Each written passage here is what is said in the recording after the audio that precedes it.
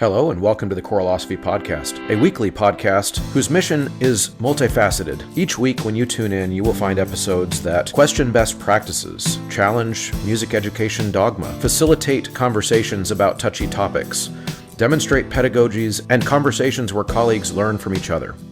This is part one of a new podcast mini-series on the Choralosophy Podcast called The First Days of Choir.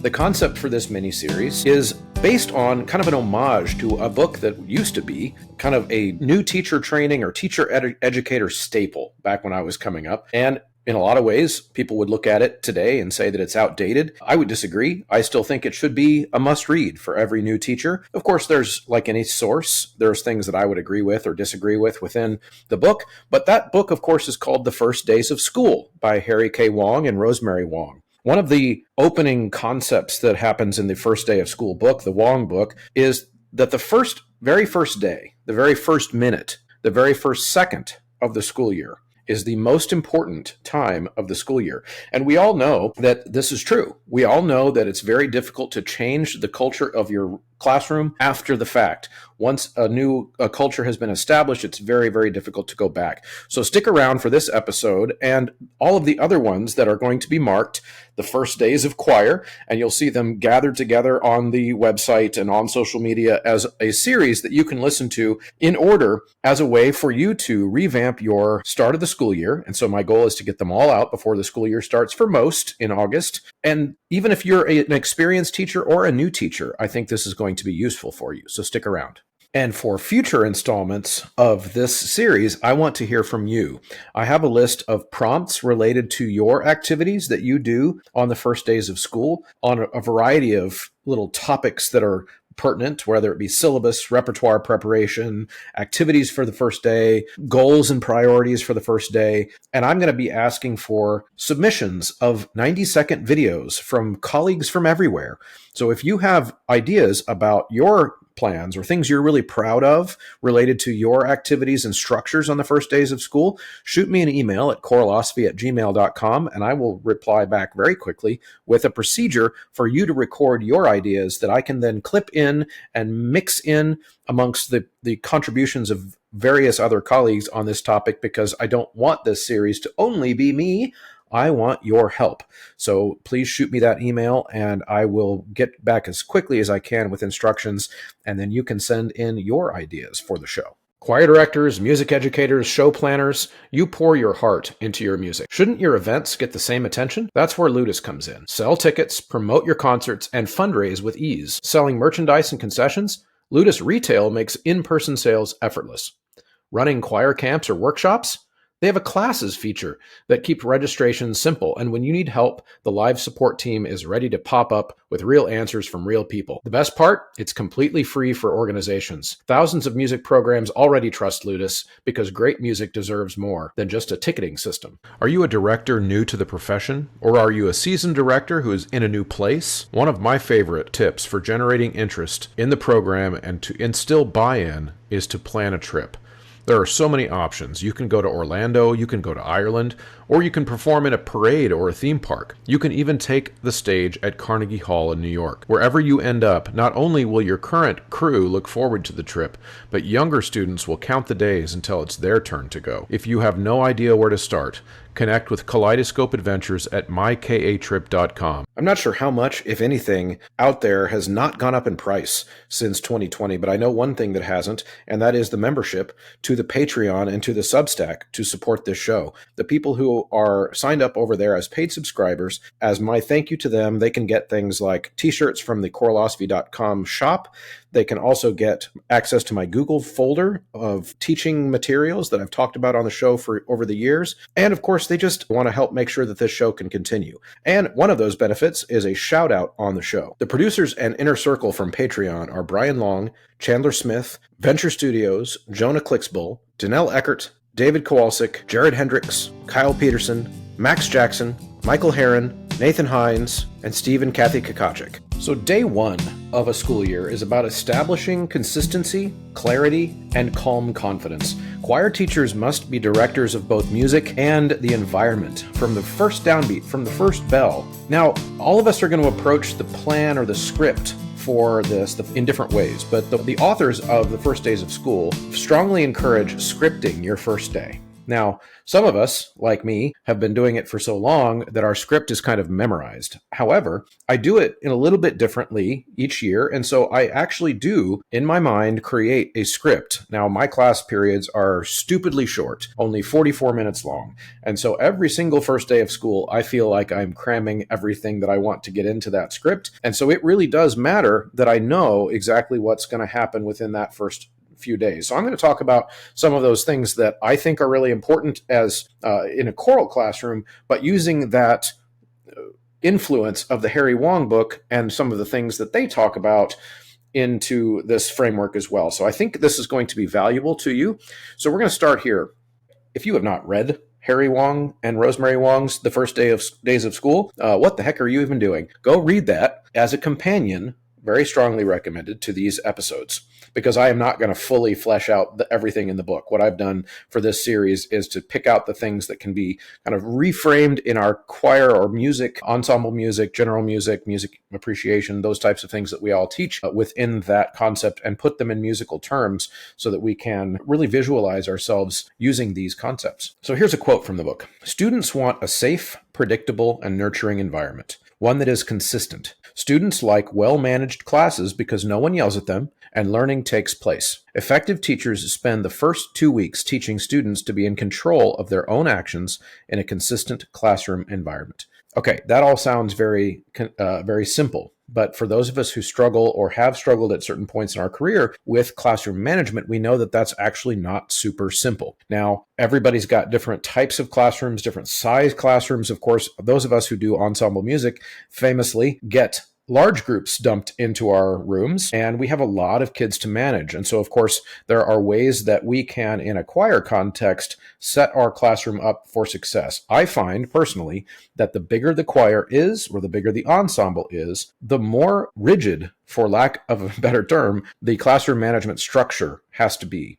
Because if you imagine that, like, say there's 20 kids in a room, a few people, maybe let's call it 10%, of 20 kids is 2 kids. 10% are goofing around, right? And in a choir rehearsal, it's very easy in a choir of 20 to spot those 2 kids, redirect their behavior, get them back to being focused, and continue to the rehearsal. But now let's talk about a choir of 100, and it's 10% of the kids. That's 10 kids, and there are only 4 sections in the choir. The likelihood is some of them are concentrated in one section, but some of them are in some other part of the room being jerks or screwing around. That 10% can very easily snowball into 20%, 30%, 40% of problems happening around a room. And in my experience, teaching both choirs of 20 and choirs of 100, that is a night and day game in terms of classroom management.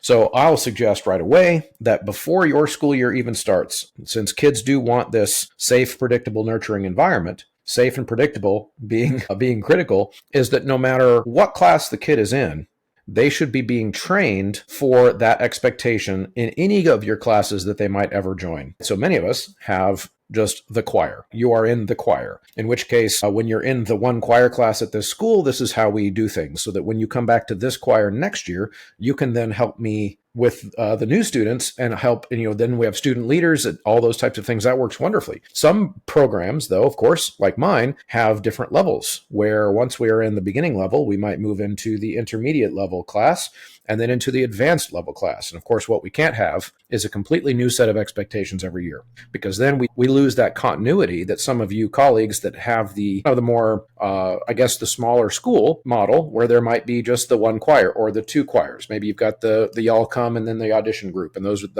all the choirs. You would still want to have some type of continuity there. So that's really important. So in episodes 21 and 121, I present the way that I personally advocate for grading. And so I'm going to talk about that a little bit. It's been years since I've talked about on the show. So when we're talking about the first day of choir, we all know, and this is actually probably coming from the Wong book originally, is to avoid on day 1 reading the syllabus. And I totally agree. Ever since I started teaching, I've avoided that like the plague. There might be one or two little points from the syllabus that I highlight, but we don't read the syllabus on the first day. So the reason for that, of course, is that it's boring as heck. It's not why kids sign up for the class. Typically, for those of us who teach music, of course, we're doing an elective. Kids chose to be there. Why'd they take our class? Because they want to sing. And so we want to give them a dose of singing right off the bat. Now, so even though I don't read the syllabus on the first day, I do introduce the syllabus. But I'm tricky. I'm a tricksy little hobbit,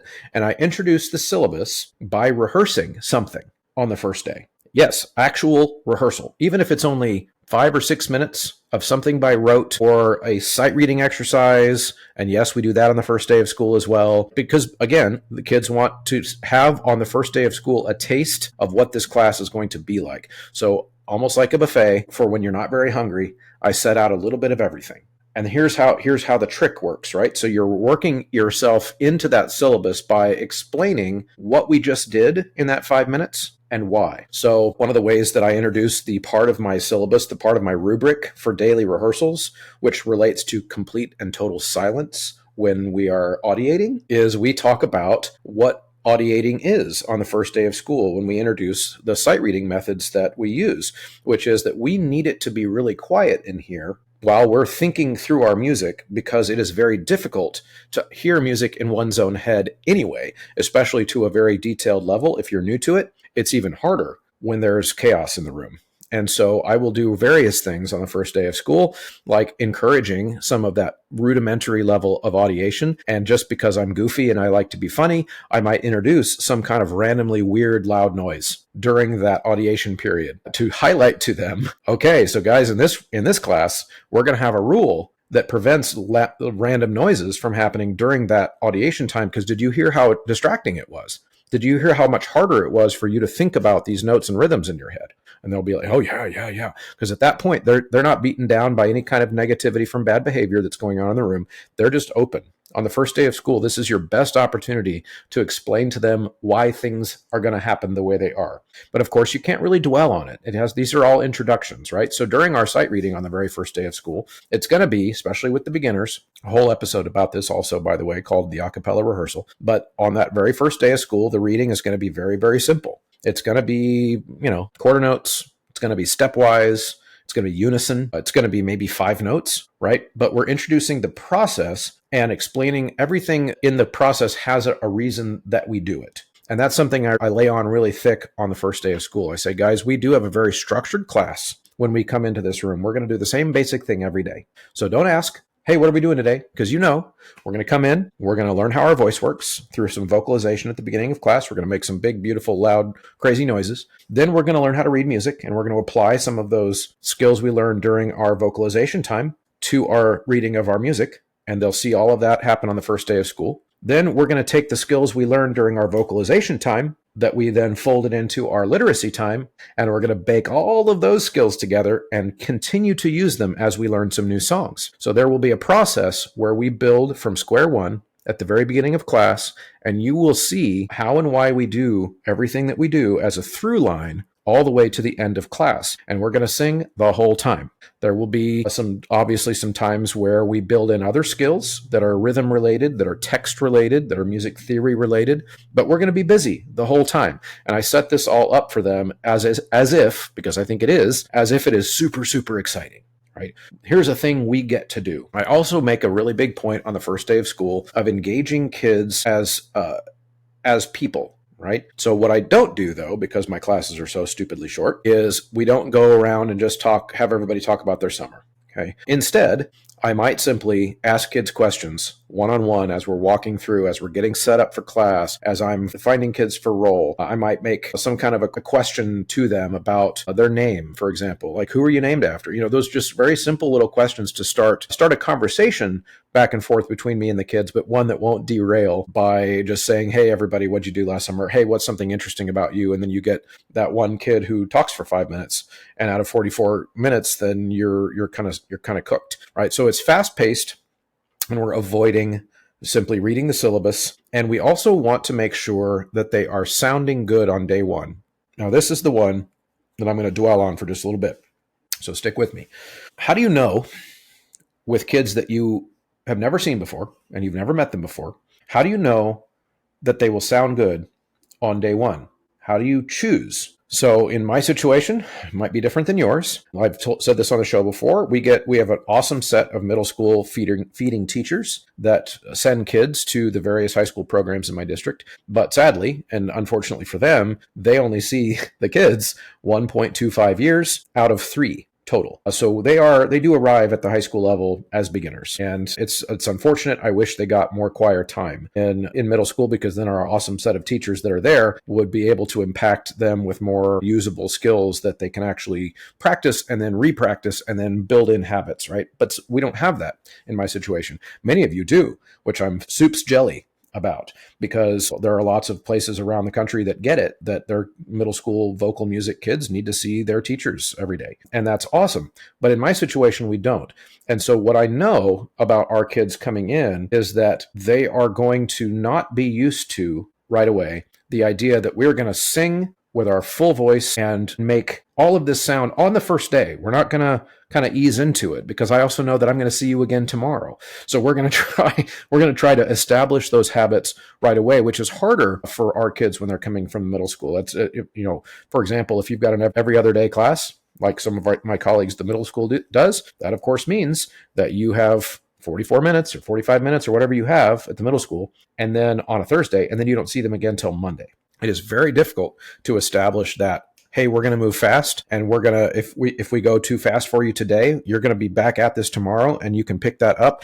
And it actually starts to build faith from the kids. And so on day one, the question again is, how do you know what they'll sound good doing if you've never met them before? And so there's a formula that I've kind of come to trust, which is that it's probably going to involve rote singing first, even at the high school level. Even this is a lot of people I think misunderstand me, because I talk so much about sight reading, and I also try to get people to stop using the term sight reading, and I try to get myself to stop using it because I don't like the term, but it's the one we use, and I just keep slipping back into it, right? So it's going to be rote. It's going to be rote right away so that we can build our voices and the confidence with our noise making first. That's super, super important.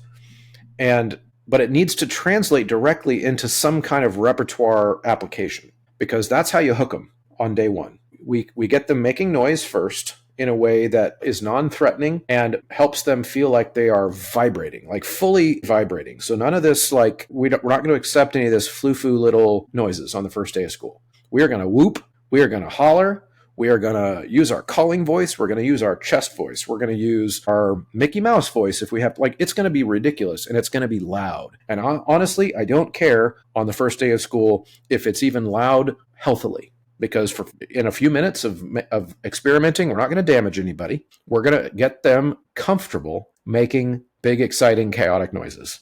Okay, so that's going to be step one. Then I'm going to have the sound of all of that is ringing in the room, metaphorically or literally, I guess. While the sound of that is still ringing in the room, then we're going to read something. And of course, with beginners, I'm going to make it stupid easy, but I'm also going to be cheerleading them the whole time. And it'll be all these big loud noises that were just in the room, and I'll throw something up on the board, super simple. Here's that note. Here's what it sounds like. Sing that note.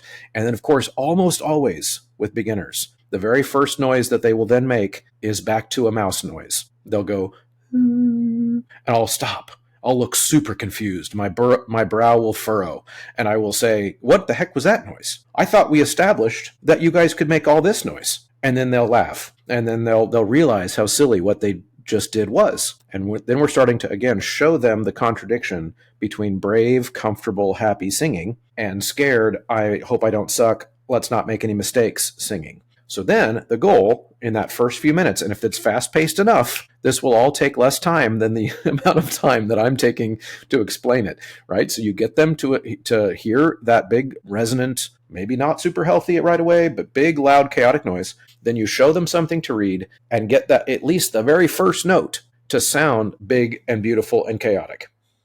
Okay, even if it's wrong. Even if it's not everybody's quite there, but we're going to establish that we're all going to take full swings, to use my baseball metaphor. It's going to be full swings, and we're going to go for this. Then we're going to try to sing some super easy measure that they've never seen before, and we're going to do it through notation, even on day one, even if it's just 3 notes and they're all quarter notes, but we're going to keep the resonance and we're going to keep the bravery and we're going to keep we don't care if we make a mistake and we're going to, all of that stays. And as soon as they get back to shy mousy voice, we stop. Nope. That's not how we do it in here in this class. We read at full voice and they start to get nervous and like, really? We do? We just sing? Yes, we just sing. So we go through this little dance every single year, first day of school, with the beginners until they get through, even if it's only 4 measures, because I kind of keep an eye on the clock, right? I don't want to do this all hour. So some kids are more shy than others at first with this transition, this back and forth. And so I just keep an eye on how much time we're spending on it. Some groups get through a whole 8-measure sight reading factory level 1. Some kids don't, and that's okay. We have our time.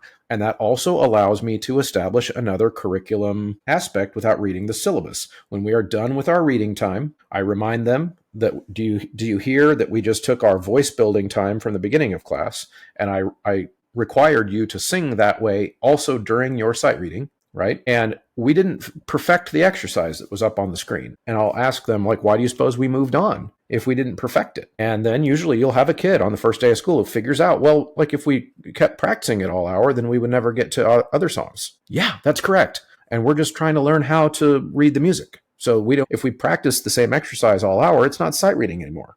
It becomes rehearsal. And that's not what that time's for. So now they've got 2 elements of our graded curriculum because we grade them during all of that time. And I'm establishing with them the engagement in their bodies and the engagement in their brains and the silence that has to happen during audiation. All of these things and this is, again, now I'm almost all the way through my daily rubric, and we're only 10 minutes into class. And I haven't had to read the rubric. They've experienced it, which is not the same thing. And it's, of course, way more exciting. And then later, of course, days later, in that first week of school, we will actually look at the rubric and talk through it. But then when we talk through it, it's through experience. Do you remember when we did this one thing? And that's what I was grading you on. That's what I would be grading you on because the first day of school, I'm not even really grading them. But we don't have to talk about that.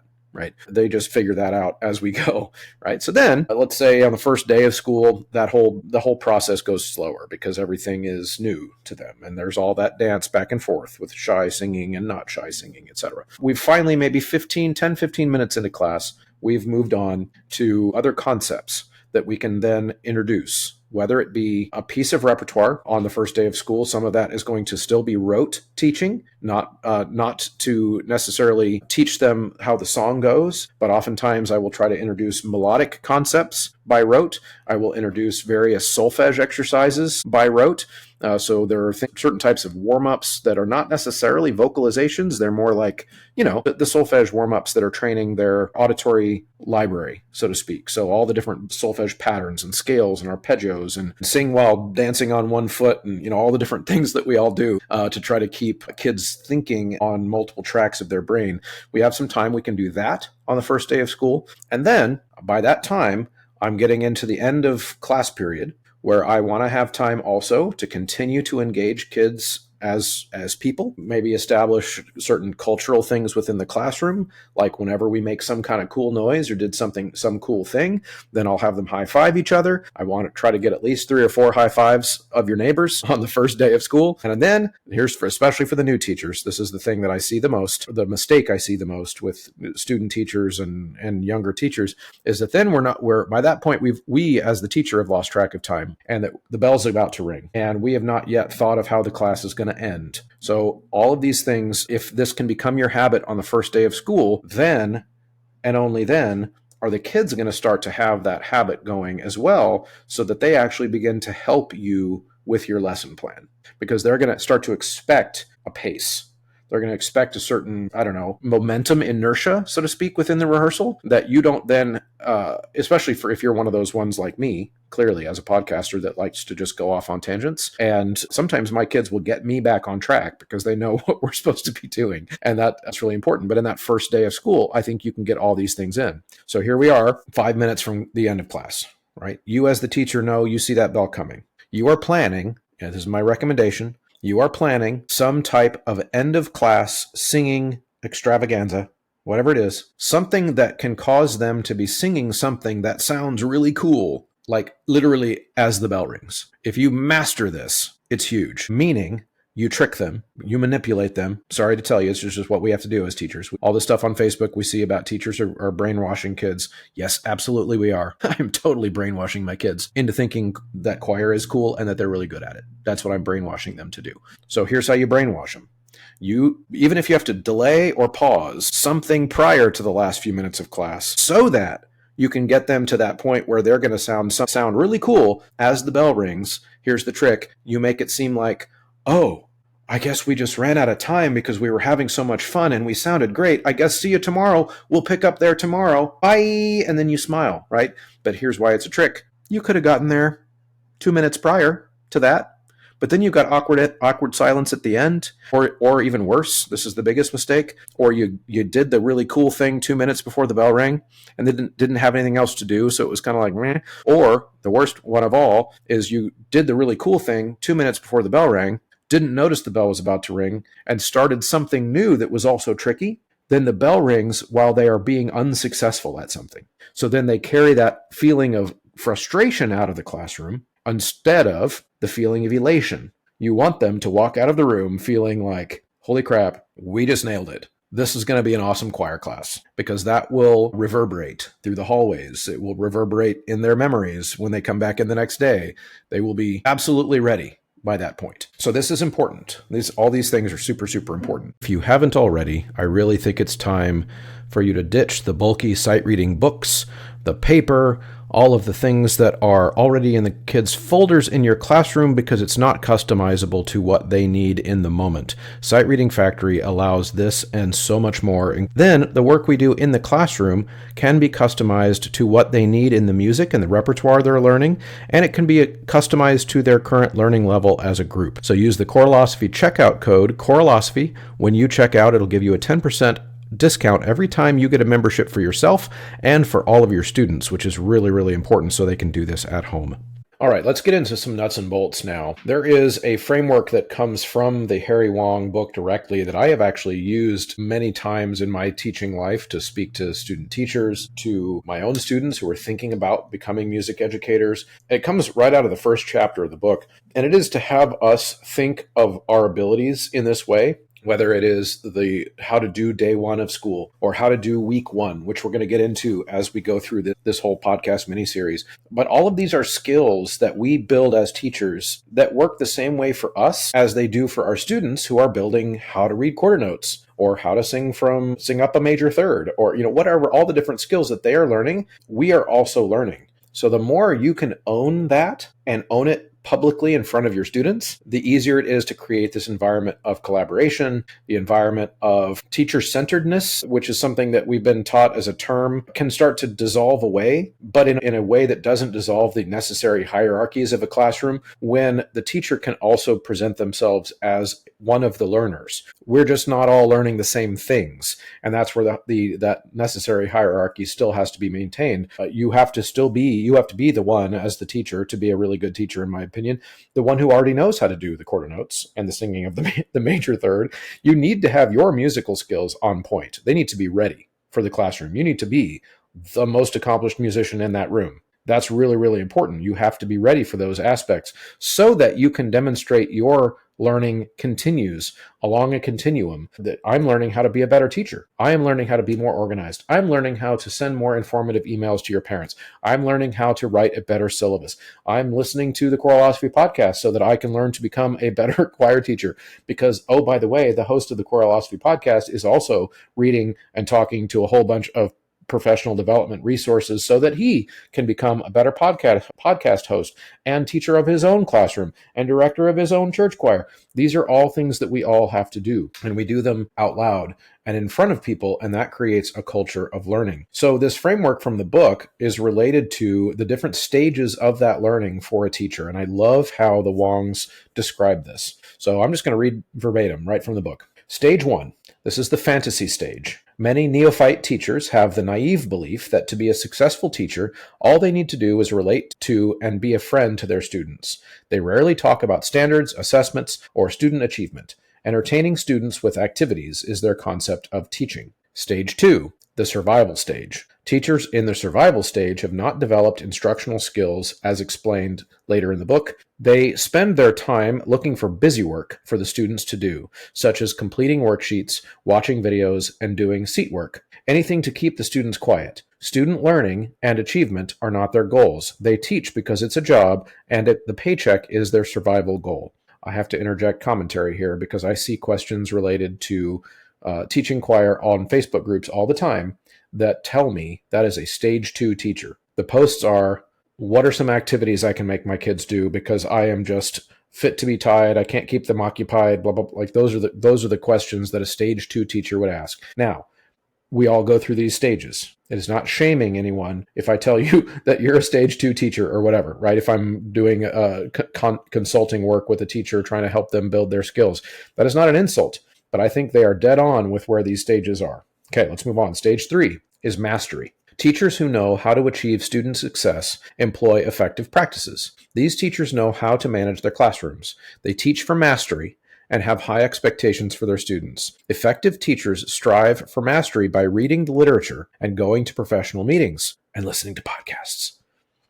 Student learning is their mission, and student achievement is their mastery goal. That's stage 3. Stage 4 is impact. An impact teacher. Effective teachers make a difference in the lives of their students. These are the teachers whom students come back years later and thank them for affecting their lives. To make an impact on your students, you need to use effective teaching practices, which is the subject of this book, The First Days of School. A student learns only when the teacher has an appreciable impact on the student's life. When you reach this stage, you have gone beyond mastery, and you have arrived as a teacher. Now, here's the problem. This takes years.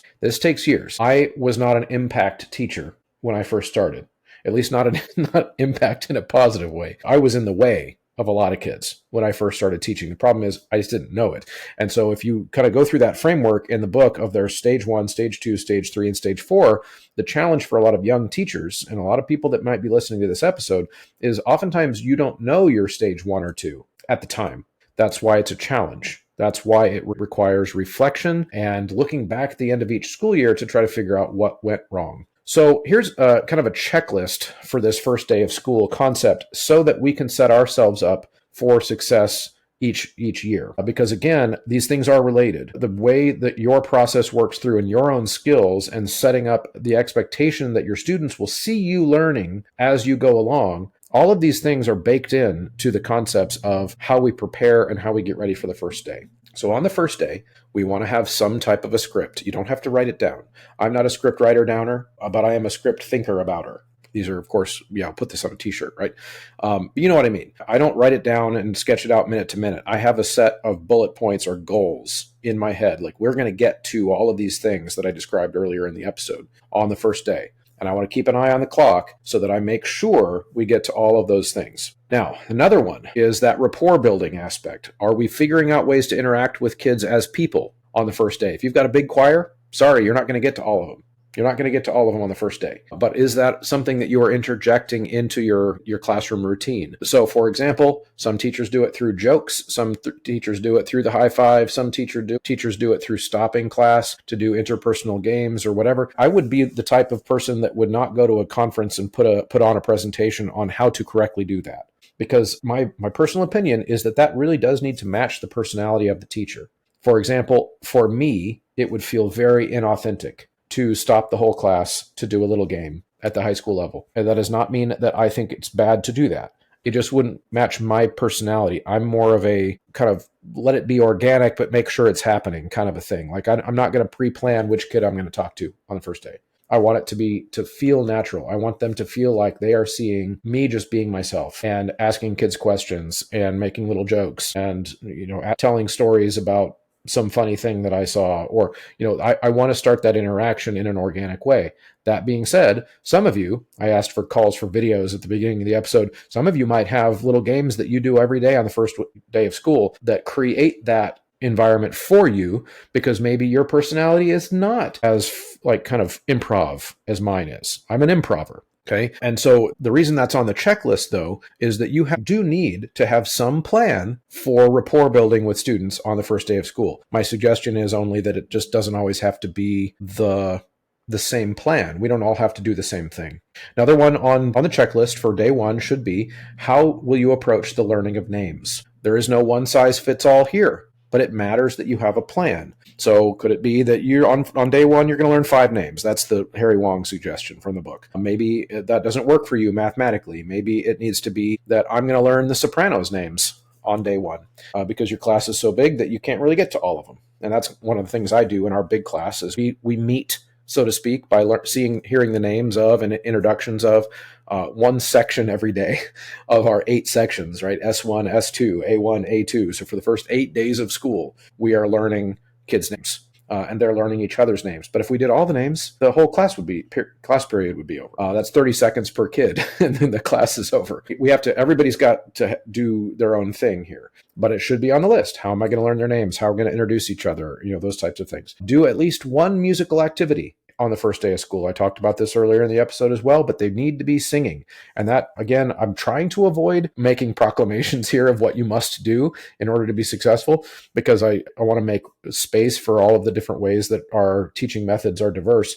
But I really do believe that if a kid signs up for choir, they should sing on the first day. It should be like a singing-focused, singing-heavy first day of school. There are other things to do, but in baking it all throughout the class period around singing, I think sets up a really powerful message for them about here's why we are here.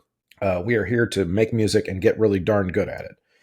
Then, of course, there is one of the other aspects I think that are really important on a first day of a choir class is to establish some type of repertoire exploration through printed notated music. Even if it's just a digital, this is one of the things I do a lot on the first day of school, is a digital projection onto a screen of some song that I actually intend for them to sing later.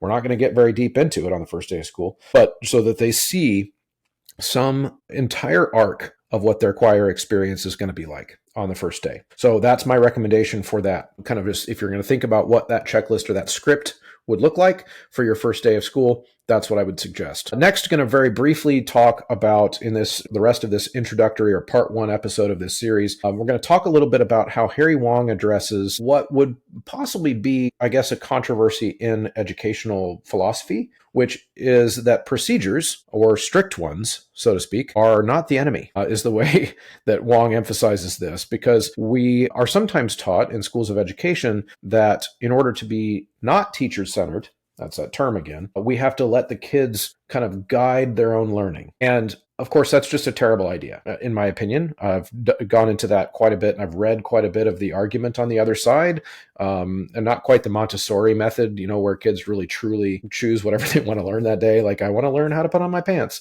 or whatever. They get to make those choices. And I don't mean that extreme. I just mean the idea that kids should be self-selecting what they get out of the class. And of course, I believe that's a terrible idea because they are not experts in the subject. So if you ask, it's like asking a kid to choose their plate at the buffet while they're wearing a blindfold and they don't even know what's on the buffet. How can a kid who's never taken a choir class before make an informed choice about what they should learn in choir? Well, you are the expert in the room. So establishing procedures, and relatively rigid ones, does not make you a control freak. That actually is the job. That is the job. So Wong emphasizes this. He says, Harry Wong says, effective teachers manage their classrooms through procedures and routines. Rules demand compliance. Procedures invite collaboration. So he is trying to help us make that distinction where we don't want to build our classroom around a rigid set of rules. Like, if you do this, you will get in trouble. Sometimes those do have to happen in schools. However, that's not really the point. A procedure is a way that we avoid having to make rules. That's a way that would be my editorializing of what Harry Wong is saying here. So again, I'll say rules demand compliance. That's not the goal. Procedures invite collaboration. It's another way to think of it is that we want to draw a boundary around what is acceptable and what is not acceptable and what we're going to do and what we're going to not do so that kids feel safe to begin collaborating within that structure. So the goals here would be to establish repeatable, efficient routines through the repetition of those routines every single day, which is why the first day is so important, because we get to introduce to them an outline. Here's what we're going to experience every day. Now, will it change? Will there be new experiences to wrap our minds around every day? Of course there will, but they're going to fit within this structure, this 44-minute class period in my case, they're gonna fit within this structure. And all of those unique experiences and life-changing moments that caused us all to be choir teachers, those are going to fit within this structure that is safe and that kids can predict. So the effective teacher establishes good control of the class in the very first week of school. Control does not involve threats or intimidation. Control means that you know what you're doing. You know how one portion of a class leads into the next portion of the class, and they never even sniff you being confused or a little bit unsure about what to do next. And that's where your preparation as the teacher comes in. So they see this, the kids sniff this through classroom procedures and whether or not you seem to have bought into them fully. They also sniff it out from your professional responsibilities and your professional demeanor. Like, do I seem to be flying by the seat of my pants here? Or do I speak with authority and speak with a sense of faith in the method? Like, here is I tell this to my kids all the time on the first week of school. I tell them by month 3, you will be able to ... By the 4th month, you will be able to ... By the end of the school year, you will be able to. And then I point out to them, did you notice that I didn't say, I'm pretty sure you might be able to? No, you will be able to, because what we do here works. And that starts to give them a sense of faith in the process, which is super, super important. So regardless of how your personality works in this area, teacher education will not have prepared you for this. The schools of education are not to be blamed for that, by the way. I get in a lot of trouble when I criticize schools of education and the education professors and the education researchers, because I think there's a lot to criticize there. But that's not it's not a personal thing. It's a systemic critique. There is no way for them to prepare us. We have to just teach.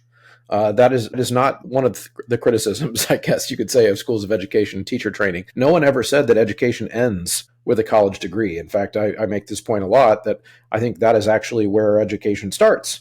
You can't become an expert in a thing by getting a degree in that thing, in my opinion. I don't care what it is. You are not an expert on graduation day. Even if you have a doctorate, that does not make you an expert. Doing the thing outside of school is what it takes to build expertise, and that is true for teachers as well. So regardless of how you became a teacher, what degree you have, etc., good teachers are continuously improving themselves by going back to school, listening to podcasts, joining professional organizations, attending conventions, conferences, bringing clinicians into their classroom. I'm available. Come hit me up. I will come and do your professional development. I will consult, and I do the same. There are people that help me in these areas. I get the benefit of doing professional development every week by interviewing some pretty amazing people. I do more than a lot of people do, I think, because of this show. And I'm so lucky. But that's what we have to do to stay up to date and to make sure that our practices are not falling into a rut. And of course, student teaching will not have prepared you.